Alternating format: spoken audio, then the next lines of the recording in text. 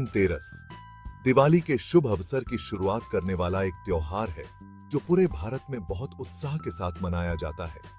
यह दिन धन और समृद्धि की देवी मां लक्ष्मी और भगवान धन्वंतरी को समर्पित है। नई चीजें खरीदने और पैसे का लेन देन करने से साल भर सौभाग्य और समृद्धि आती है। यह त्योहार बुराई पर अच्छाई और अंधेरे पर प्रकाश की जीत का प्रतीक है। यह त्योहार हमें हमारे जीवन में स्वास्थ्य, धन और खुशहाली की याद दिलाता है। धनतेरस पौराणिक कथाओं में डूबा हुआ है। इसकी उत्पत्ति से जुड़ी कई आकर्षक कहानियां हैं। एक प्रसिद्ध कहानी राजा हिम के 16वें पुत्र के इर्द गिर्द घूमती है। भविष्यवाणी की गई थी कि राजकुमार की मृत्यु उनकी शादी के चौथे दिन सांप के काटने से हो जाएगी। उस दिन उनकी पत्नी ने उन्हें शयन कक्ष में प्रवेश करने से रोक दिया, जहां उन्होंने सोने के सिक्के और कीमती रत्नों की एक चमकदार श्रृंखला बिछाई थी। उसने दिए जलाए और गीत गाए। यम एक सर्प के रूप में रोशनी और आभूषणों की चमक से अंधे हो गए। राजकुमार की जान लेने में असमर्थ यम चुपचाप चले गए।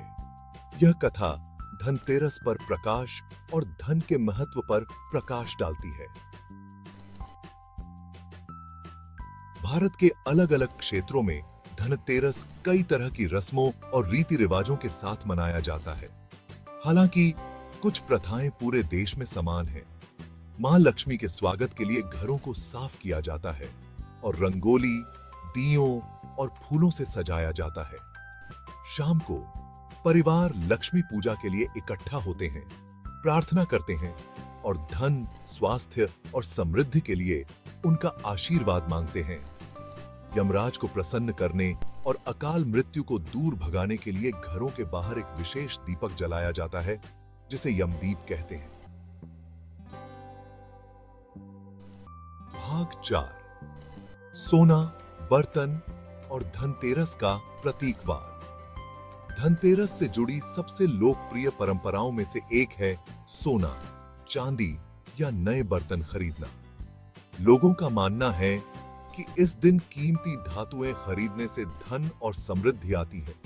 सोने को एक शुभ धातु माना जाता है, जो देवी लक्ष्मी का प्रतीक है। इसी तरह नए बर्तन खरीदने से अच्छा स्वास्थ्य और स्वच्छता आती है, ऐसा माना जाता है। पूजा में रखने से पहले इन नए बर्तनों में पानी या चावल भरने का रिवाज है। यह प्रथा बहुतायत और समृद्धि का प्रतीक है।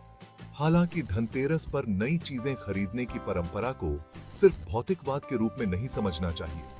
यह हमारे जीवन में समृद्धि और सौभाग्य को आमंत्रित करने का एक प्रतीकात्मक प्रतिनिधित्व है।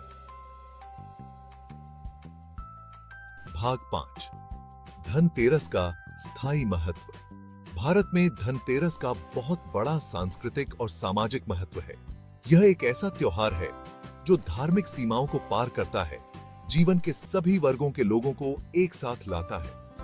समारोह, समुदाय और साझा आनंद की भावना को बढ़ावा देते हैं। इसके अलावा धनतेरस हमारे जीवन में स्वास्थ्य, धन और खुशहाली के महत्व को रेखांकित करता है।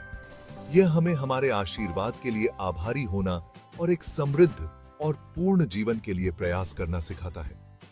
धनतेरस से जुड़ी किंवदंतियां और कहानियां साहस, ज्ञान और बुराई पर अच्छाई की विजय के बारे में बहुमूल्य जीवन सबक सिखाती हैं। वे हमें एक सदाचारी और सार्थक जीवन जीने के लिए प्रेरित करते हैं।